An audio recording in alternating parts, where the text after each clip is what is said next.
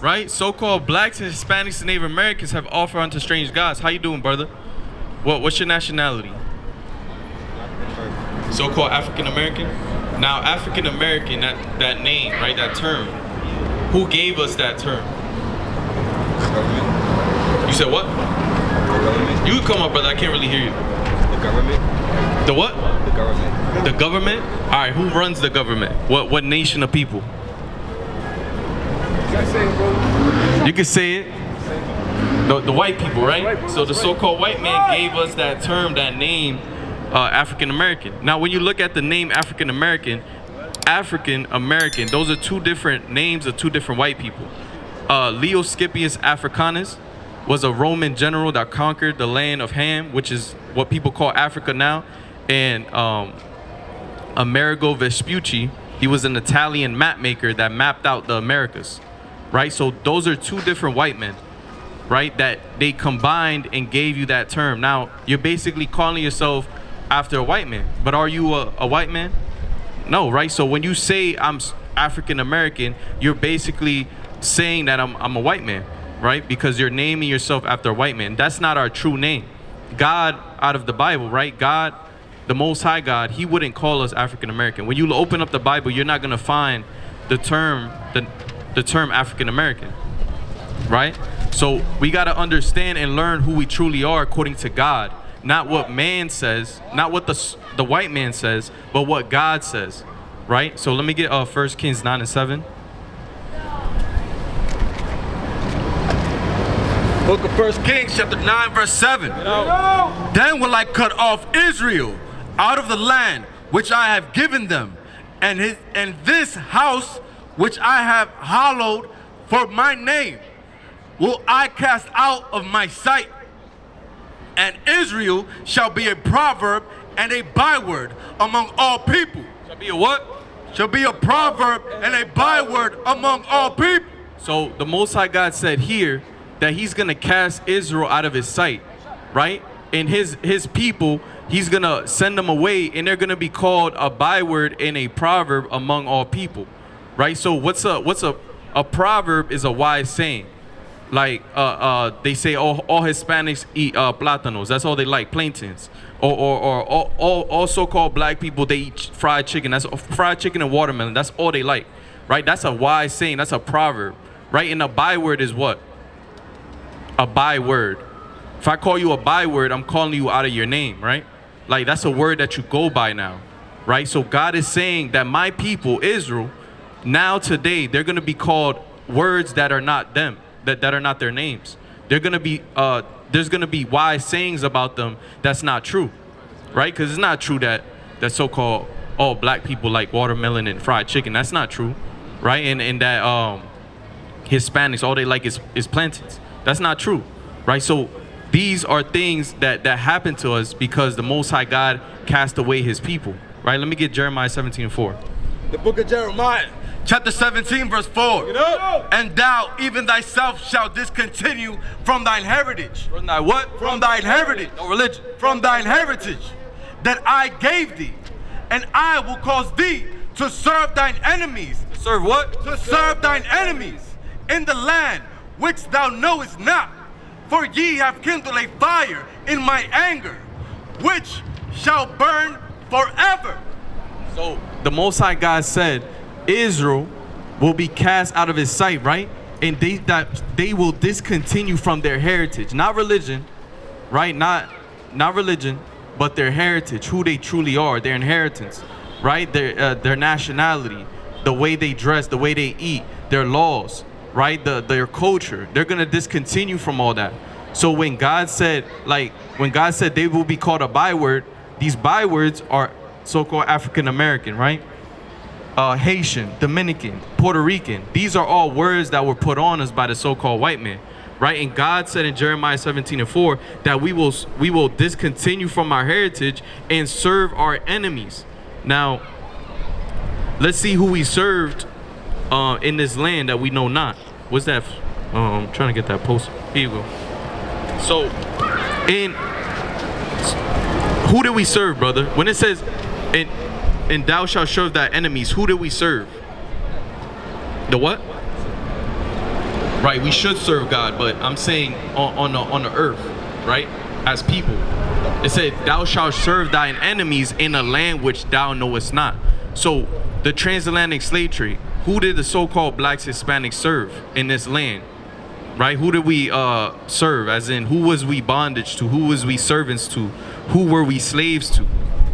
The so-called white man, right? So it says, God said, we shall discontinue from our heritage, meaning we're going to forget who we are. We're not going to know who we are anymore. Where did we come from? Who we are, our culture, our God. We're not going to know. We're going to forget who we are. And then we're going to go serve our enemies, right? Which is a so-called white man. God called our enemy. God called the white man an enemy, right? God called the white man an enemy. And he said, we're going to serve our enemies, the white man, in a land which we know not.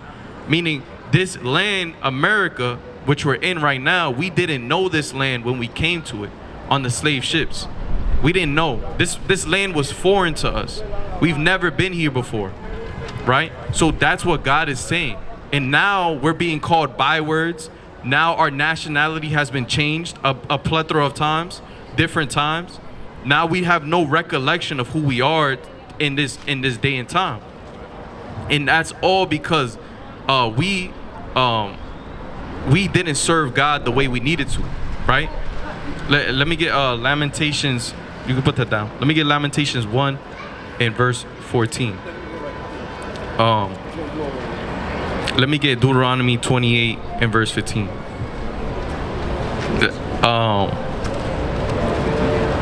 Let me get this first. Deuteronomy 28 and 15. This is the book of Deuteronomy, chapter 28 and verse 15. But it shall come to pass, if thou wilt not hearken unto the voice of the Lord thy God, to observe and to do all his commandments and his statutes which I command thee this day, that all these curses, that all these curses shall come upon thee and overtake thee. Right now, are you familiar with the Bible, brother? All right, but you know about Moses, right? Moses split the Red Sea, right? The Israelites in Egypt, right? We was slaves to Pharaoh for 400 years. Moses came with the Most High God, and he delivered us out of Egypt, right? He split the Red Sea, right? So right here in the context, Moses is giving instruction from the Most High God to the Israelites, and he's giving clear instruction on how to keep God's commandments, right? And if we do not keep God's commandments, what's going to happen to us? And if we do keep God's commandments, what's going to happen to us? Right? So he's saying right here, if it comes to pass, if the Israelites do not listen to God, they will be cursed. There's going to be curses placed on the Israelites. Now, are curses a good thing or a bad thing? A bad thing, right? So we're going to read the curses, and this is going to be proof, right? This is going to be proof on how to know who the Israelites are today in this modern time that we live in, right? So jump to 46. Verse 46. And they shall be upon thee for a sign and for a wonder, and upon thy seed forever. Right. It said what? And they shall be upon thee for a sign and for a wonder, and upon thy seed forever. How long? Forever. Right. So it said these curses are going to be upon us. Well, the Israelites forever, right? It's going to be on them forever, and it's going to be a sign. Right? A sign. What does a sign do? You said what? It shows like examples. Right, exactly. It shows you an example. It shows you things, right? A sign. I know that's the BX12 bus because it says there's a sign there that says the BX12, right? Now, it says the curses are going to be on these people for a sign, meaning if you look at the people on the earth right now, and you try to pinpoint the Israelites, all you need to do is go to the curses, read the curses, and then find out who on the earth is living out those curses, right? And it's going to be for a wonder, meaning an astonishment. So people are going to look at those people that have the curses, the Israelites, and they're going to be wondering, they're going to be in astonishment, meaning like they're going to be surprised and in awe and amazement at the fact that they're being cursed and living at the bottom, right? So all we need to do to find out who the Israelites are today is read the curses and pinpoint who on the earth is living out those curses. right? So let's read the first curse. Go to 16. Deuteronomy 28 and verse 16. Cursed shall thou be in the city, and cursed shall thou be in the field. Now the first curse is cursed shall thou be in the city. Cursed shall thou be in the city.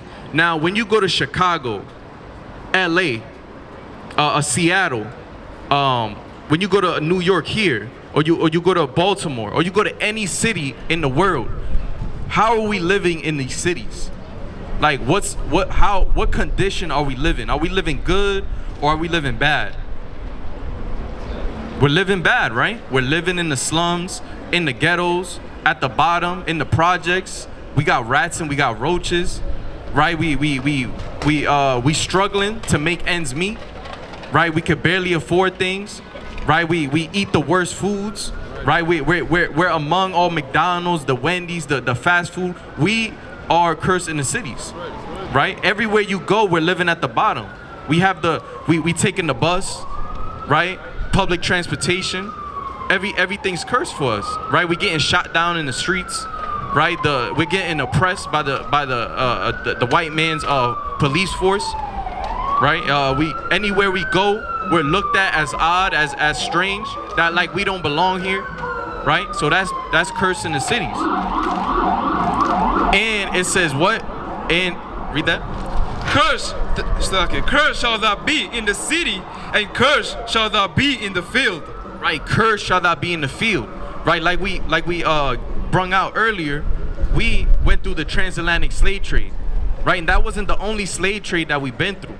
Right, we been through the Silk Road slave trades, the Sub-Saharan slave trade. There's many slave trades and captivities that we've been through. Right? So the so-called blacks, Hispanics, and Native Americans, we fit that bill. We fit that example, right? We were cursed in the fields. We picked cotton till our hands bled, right? We was in the gold mines, the silver mines, and if you didn't pick enough silver or gold, your hand was chopped off, right? So these are the different examples that we went through and how we fit that bill. We fit that we were cursed in the fields. When you look at any other nation, the so-called white man, the Arab man, the Chinese man, the Japanese man, right? When you the East Indian man, none of them were cursed in the fields. None of them were picked cotton until their hands bled, or anything else like sugarcane, right? In the hot blazing heat, none of them were subjected to that, right? So that's the first curse. Now we're gonna give you another curse, 54. Deuteronomy chapter 28 and verse 54. So that the man that is tender among you and very delicate, his eye shall be evil towards his brother. His what? His eye shall be evil towards his brother. So it said the Israelites, right? They used to be very tender and delicate towards their brothers and sisters, towards their people. But now they're going to be cursed, and now they're going to have an evil eye towards their brother. Now, when you look at every person, every nation, every ethnicity on the earth, every nation on the earth, who is killing each other at a rapid rate, who's fighting each other, who has discourse, who has separation in their communities the most? Right, black on black crime, right? Hispanic on Hispanic, or Hispanic on black, or these are the things that are happening right now. We have the highest rate of murders within our community, right? We are the ones that you look at somebody wrong, they have a problem with you, they want to fight you now, right? That's between us, our people, right? We can't get along, we can't come together, we can't progress as people because we're always trying to tear each other down like crabs in a barrel, right? You know that saying, a crab is always in a barrel. They're always trying to pick at the other crab's leg to climb the top. But once they get to the top, they're the first ones eaten, right? And how are they eaten? Symbolizing how in this society, you get to Jay-Z status or Kanye West status, they're the first ones being, abused and oppressed the most, right? And behind closed doors, right? You know about Diddy, that whole allegation and everything.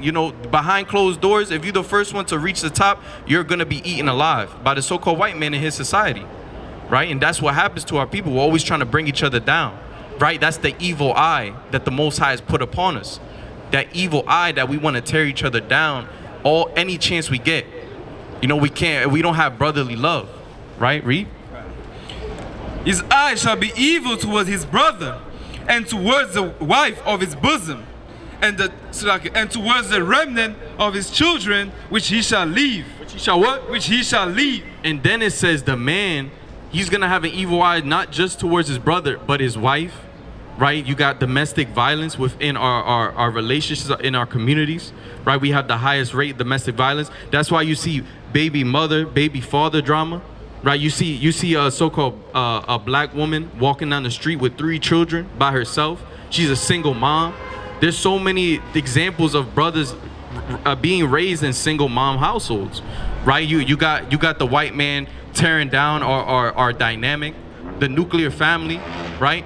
You got him putting Section 8 in benefits and Medicaid and all these things to give to the woman, so the woman doesn't need the man anymore. It's all by design, right? But it's not just by the white man's design, but it's the Most High cursing us, right? He's using the white man to break up the family, but also our evil eye that we have towards each other, right? Now we always beefing with our wives or our women, whoever we're dealing with, we're always beefing with them. We're always being against them, right? Instead of working as a team, as a family unit, right? That's how we're supposed to be, right? And that's a curse, right? And then it says, even he shall leave his children, right? And that's a curse as well. Like the father ends up leaving the household, abandoning his children, either because he ended up going to jail, or he's on drugs, or he's out and about fornicating, committing adultery, doing different things, which is all sin. It's all curses that we're dealing with,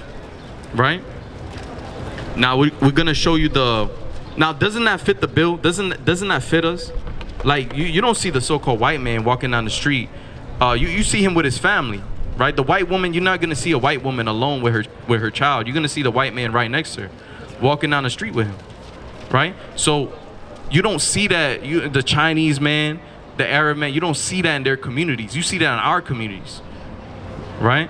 So we're gonna show you another curse, nail in the coffin. Now 68.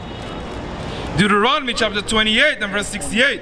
And the Lord shall bring thee into Egypt again with ships. With what? With ships. Right, so the Most High God said, and I will bring you into Egypt again with ships. Right, read that again. And the Lord shall bring thee into Egypt again with ships. With what? With ships. Now, we like we said earlier, Moses brought us out of Egypt.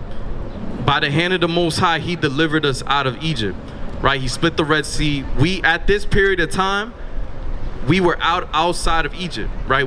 And he said that he'll never bring us back into Egypt. But here, he's not talking about Egypt. It's metaphor.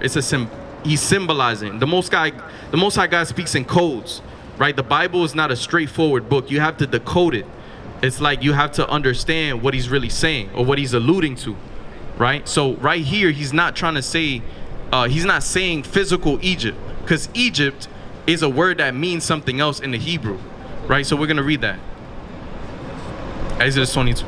The book of Exodus, chapter 20 and verse 2. I am the Lord thy God, which have brought thee out of the land of Egypt, out of the house of bondage. What does Egypt mean? Out of the house of bondage.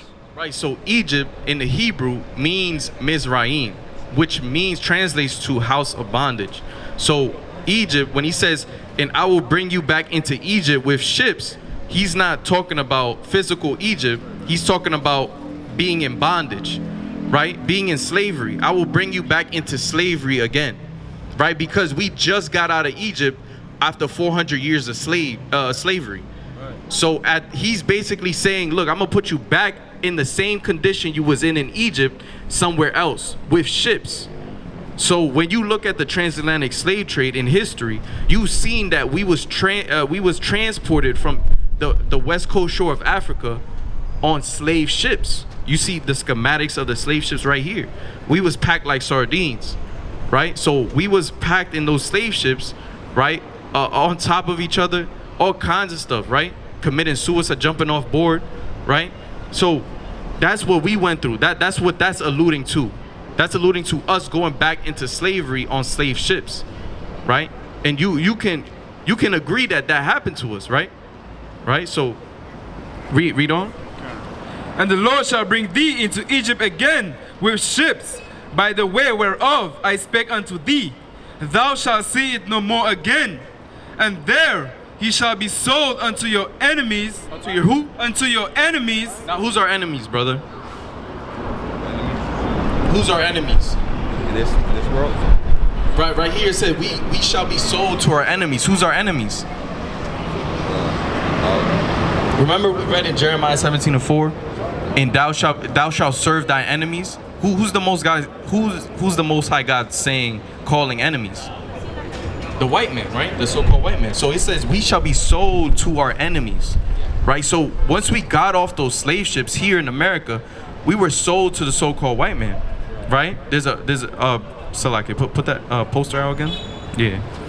Right, you see right here, this is a real poster that was posted in 1769 to be sold a cargo of 94 healthy prime Negroes, right? So right here, this is a real poster that was posted back then, right? So we were sold to the so-called white man, right? Those are our enemies. The Most High God has calls them our enemies multiple times throughout the scriptures, right?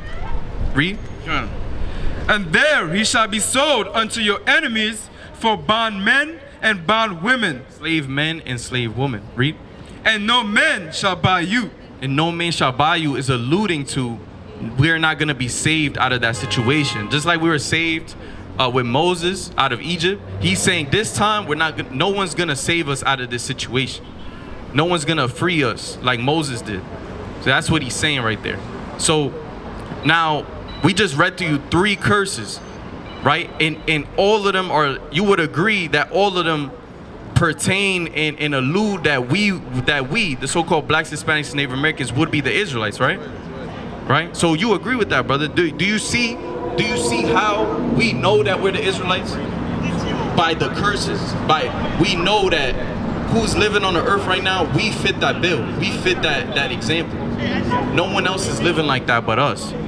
And that's because, like it said in 15, that if you don't keep my commandments, God said, if you don't keep my commandments, then I'm going to put these curses on you. If you don't listen to me, I'm going to punish you with these curses. And that's why we're in the state that we're in now. That's right. That's right. Let me get Lamentations 1:14.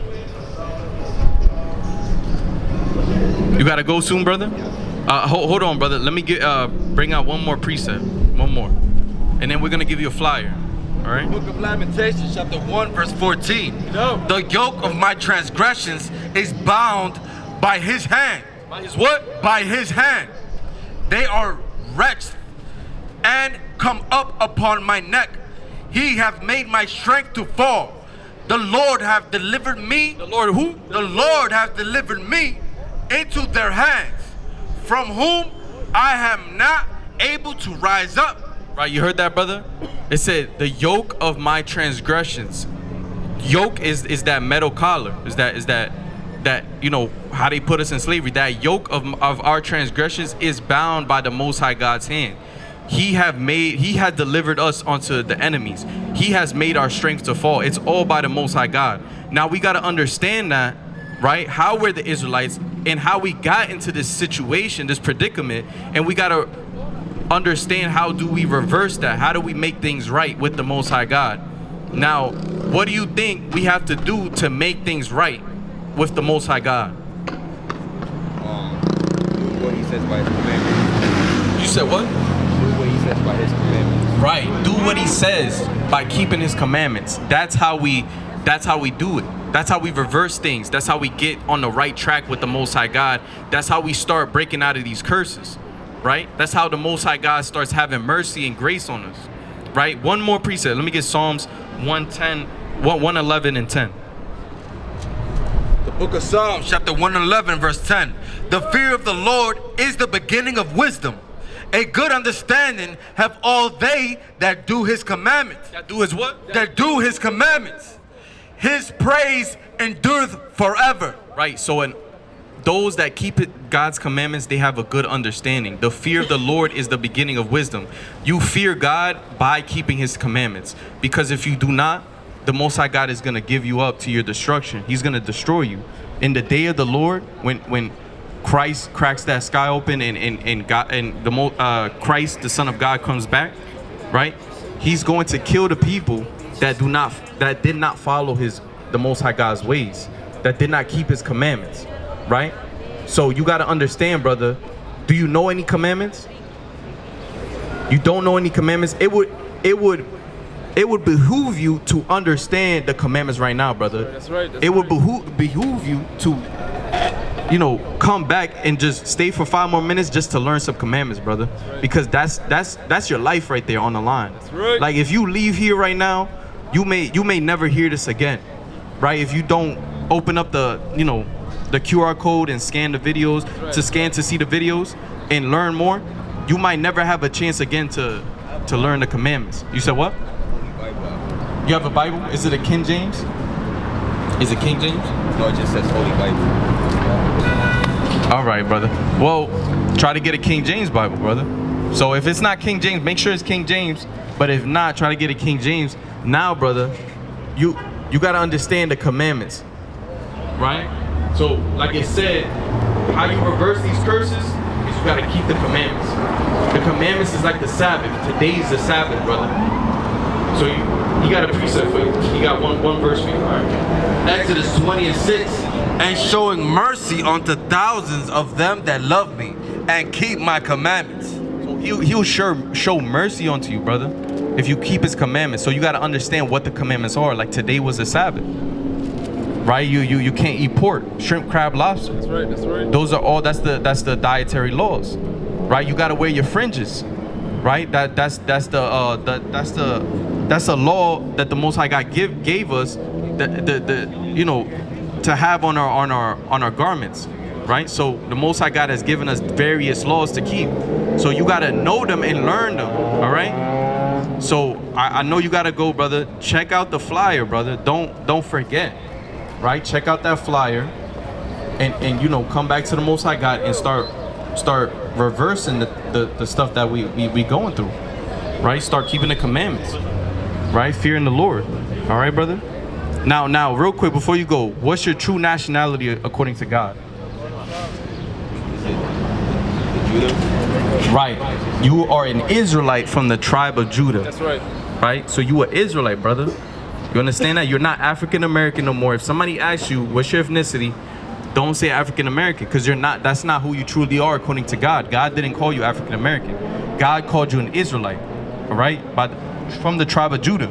That's the same tribe Christ came from, right? So Christ, if he was walking on the earth right now, he would be a so-called dark-skinned man, a so-called African American, right? But you're not African American. That's not a true nationality, brother.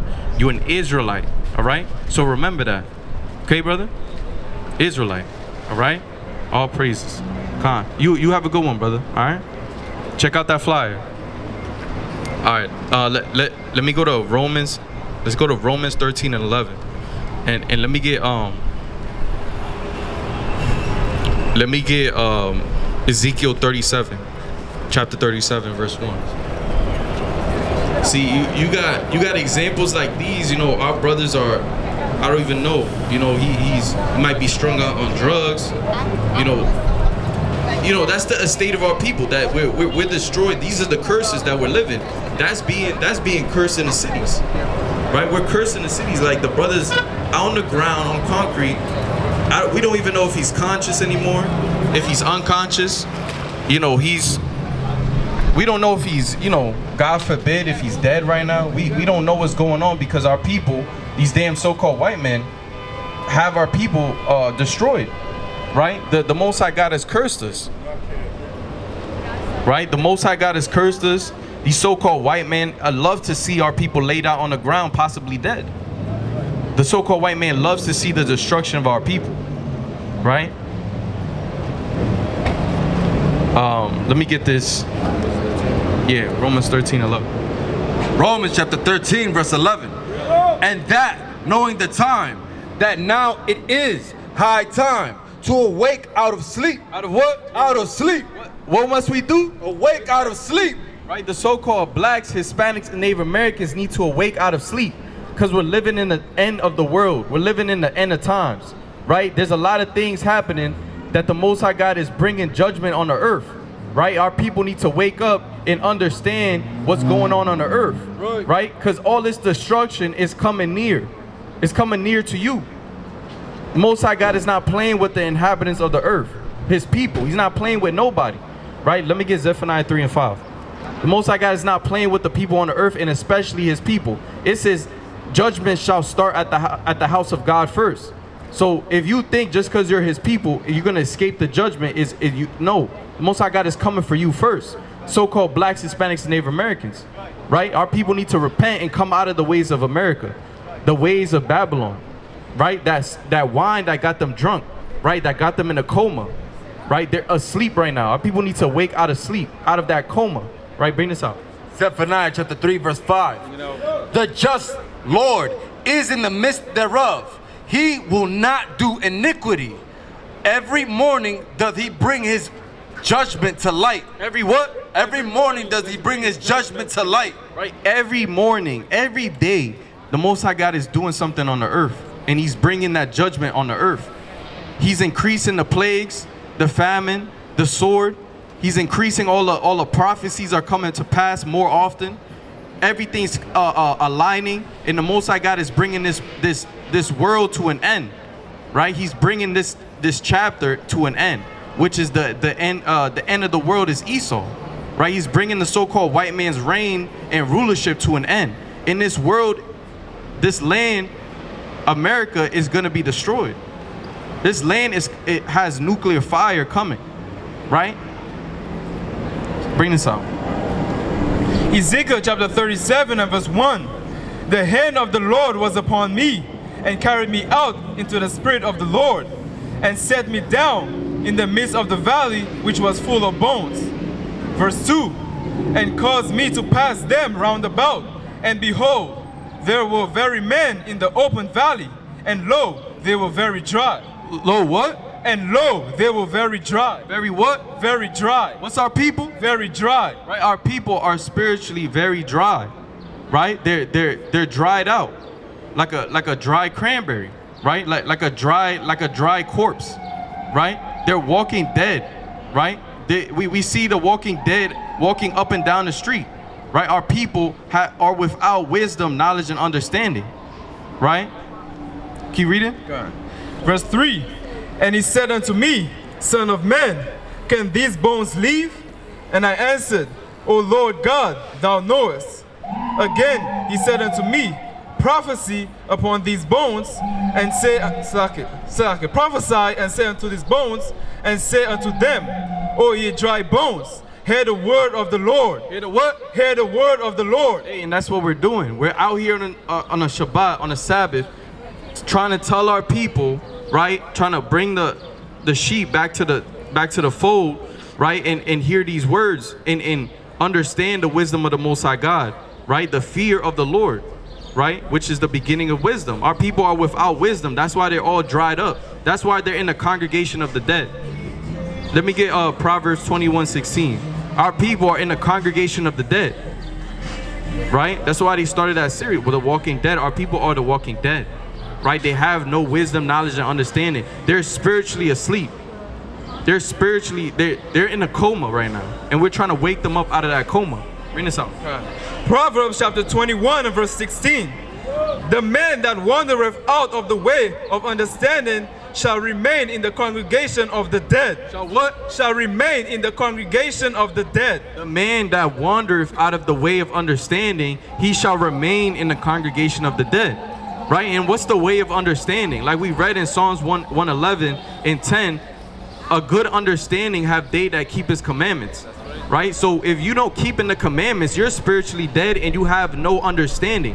And therefore that makes you part of the congregation of the dead. That makes you a living spiritual zombie. Right? Yeah, you may be living in the flesh, but that's just the flesh. The flesh has no part, the Most High God, the flesh has no part with him. Right, let me get 2 John 2:15. Hey, that's part of the world. That's not part of the Father. Like it says, the flesh is not. It has nothing to do with the Father, right? The Most High God is looking after the spirit to see if you're going to come nigh unto Him, come closer to Him. 2:15. 2 John chapter. Second John. It's First John. Second John. Next page. Second.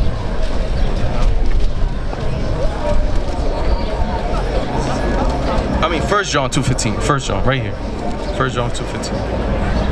1 John chapter 2 verse 15. Love not the world, neither the things that are in the world. If any man love the world, the love of the Father is not in him. Right? The love of the Father is not in him. If he loves the world, if any man, woman, and child loves the world, the love of the Father is not in him. Right? Therefore, you don't have no wisdom, knowledge, and understanding. Right? The Most High God is not dealing with you. Right? You're trapped in the world, and the world has a hold on you. Right?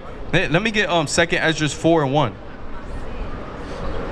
2 Esdras 4:1, because if you're in the world and you love the world, the love of the Father is not in you, meaning His understanding is not in you, His wisdom. You don't have the wisdom of the Most High God. Let me get Sirach 1:1.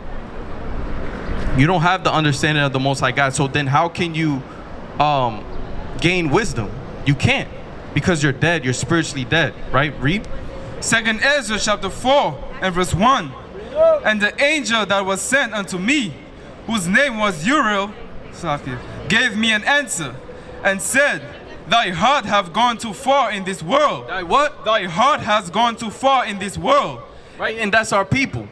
That's the so-called blacks, Hispanics, and Native Americans. Their heart has gone too far in the world. Right, our people love this world. The lust of the eyes, the lust of the flesh, the pride of life. Right, they love seeing. They love the money. They love the fame, the fortune. They love working for the so-called white man. They're prideful, saying, "Oh, no one's gonna cut me down. No one's gonna kill me, right? No one's gonna stop me, right? I gotta get it by all means necessary, right? And abandoning the way of the Most High God, right? Their heart is too far in this world. So then what? And thinkest thou to comprehend the way of the Most High? Right? And thinkest thou to comprehend the way of the Most High God? Right? You can't comprehend the Most High God because your heart is too far in this world. Right? You're not going to understand the scriptures. You're not going to have the wisdom, the knowledge, and the understanding because your heart is too far in this world. You first have to come back to the Most High God sincerely, right? And to actually love God, right? With all your heart and soul. You have to actually come out of the world first. You have to abandon this world, right? Spiritually, you have to abandon the world. You have to come out of the world, right? Come out of the ways of America, the ways of Babylon. And you have to come back to the Most High God. And then that's when your heart is going to be in the Most High God. And you're going to get his understanding, right? In the wisdom, because you're going to fear the Most High God. And what does fearing the Most High God pertain to, right? Let's read that. Sirach 1:1. The book of Sirach chapter 1 and verse number 1. All wisdom cometh from the Lord. Oh, what? All wisdom cometh from the Lord. Right? You can't get wisdom by yourself, right? Like it says in 1 Corinthians, the philosophy of man, that's not wisdom, right? The rudiments of man, the philosophy of man is not true wisdom. Only true wisdom can come from the Most High God, right? You can only get it from the Most High God, Yahweh, right? Read. And is with him forever. Right, because he created wisdom. Now jump to 27. Verse 27. For the fear of the Lord is wisdom and instruction, and faith and meekness are his delight. Distrust not the fear of the Lord when thou art poor, and come not unto him. Jump up to 26. Verse 26. If thou desire wisdom, keep the commandments. Keep the what? Keep the commandments. Right. So if you keep the commandments and you have the fear of the Lord, then you're going to be able to understand and have wisdom and have the understanding, right? And you're going to come nigh unto the Most High God. Your heart is going to come out of the world, right? Let me get Luke 6 and verse 23. And let me get John 14:15. Because this is what Christ preached, right? Christ kept the commandments, right? He was blameless without sin, right? And he kept all the commandments, and that's what he's taught. Christ taught to keep the commandments. Like, let's read it. Luke 6:23. This is the book of Luke, chapter 6 and verse 23. Rejoice ye in that day, and leap for joy. For behold, your reward is great in heaven. For in like manner did their fathers unto the prophets. Exactly. Verse 24. But woe unto you that are rich, for ye... Woe unto what? But woe unto you that are rich, for ye have received your consolation. Woe unto you that are full, for ye shall hunger. Woe unto you that laugh now, for ye shall moan and weep. Right. So woe unto those in this world that have the heart in they have their hearts in the world, right? Because they have the lust of the flesh, the lust of the eyes, and the pride of life. Woe unto them that are rich in this world, because you will be poor. Woe unto them that laugh in this world, that have a joy in America, that have joy in the things that Babylon has created, that have joy in the sin of this world, that have joy in everything that they see around them. Woe unto you, because you shall mourn and weep. Right? Read. Verse 26.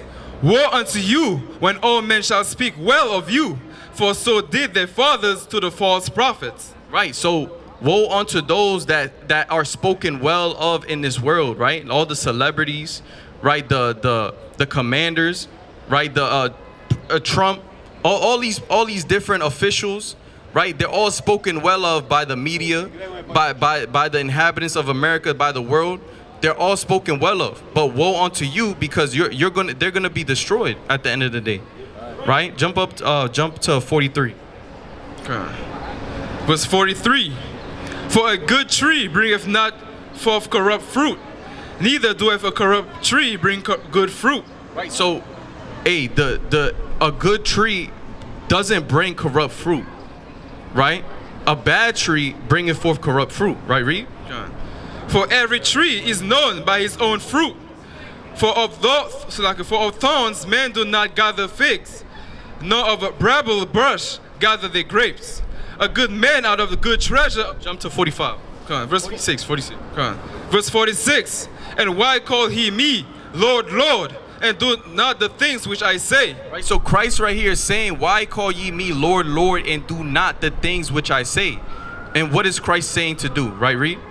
Whosoever cometh to me and heareth my saying, and doeth them, I will show you to whom he is like. He is like a man which built an house, and dig deep, and laid the foundation on a rock, and when on a rock, and when the flood arose, the stream beat vehemently unto the house, and could not shake it, for it was found upon a rock. Right, it was found upon a rock. And what's that rock? That foundation, right? Which is the law, statutes, and commandments. A man that builds his foundation from the milk, right? Which is who am I? How do I know I'm an Israelite?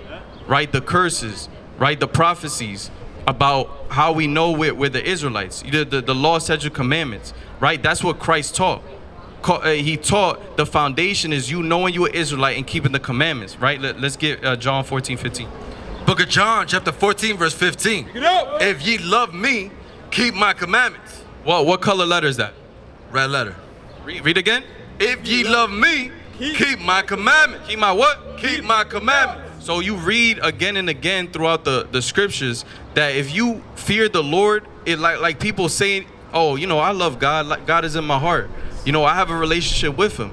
But if you really truly fear God, then you're going to keep his commandments, and then you will attain unto wisdom, because wisdom can only come from the Most High God. And if your heart is in the world, right, which is in religion, which is in all these strange gods, you're not going to understand the scriptures. You're not going to understand what's really going on, because your heart, your mind, the Most High God has put a veil over you. The Most High God has blinded you. You don't have eyes to see and ears to hear. But if you would understand what the Most High God is dishing out, how you need to keep his commandments, right? The commandments has spirit behind it. The Most High God will open your eyes up, because that's what Christ taught all along, is to keep the commandments, right? So let's close out. Let me get on 2nd Ezra 2 and verse 4. And let me get Nehemiah 8 and 10.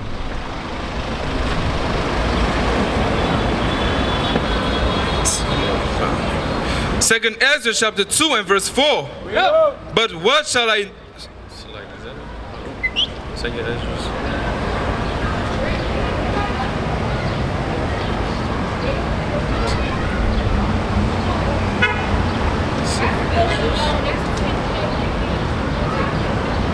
All right, let me get Revelation 22 and 12. Bring this out. Nehemiah what? 8? Nehemiah chapter 8 verse 10. Then he said unto them, go your way, eat the fat, and drink the sweet, and send portions unto them for whom nothing is prepared. For who? For whom nothing is prepared. For this day is holy unto our Lord. What is this day? For this day is holy unto our Lord. What's the Sabbath? For this day is holy unto our Lord. Neither be ye sorry, for the joy of the Lord is your strength. Right? Read. This is the book of Revelation chapter 22 and verse 12. And behold, I come quickly. What's Christ doing? And behold, I come quickly. I'm gonna take my time. And behold, I come quickly. And my reward is with me, to give every man according to his work shall be. I am Alpha and Omega. What's the King of Kings? I am Alpha and Omega. What's Christ? I am Alpha and Omega, the beginning and the end, the first and the last. Blessed are they that do his commandments. That do is what? That do his commandments. What must we do? That do his commandments, that they may have the right to the tree of life. To the tree of life, and may enter through the gates into the city. And with that, I want to give all honor and glory to Yahweh, Ba'ashem Mashiach wa Malak Yahushai. With that, Kum Yashala. Kum Yashala. Kum Yashala.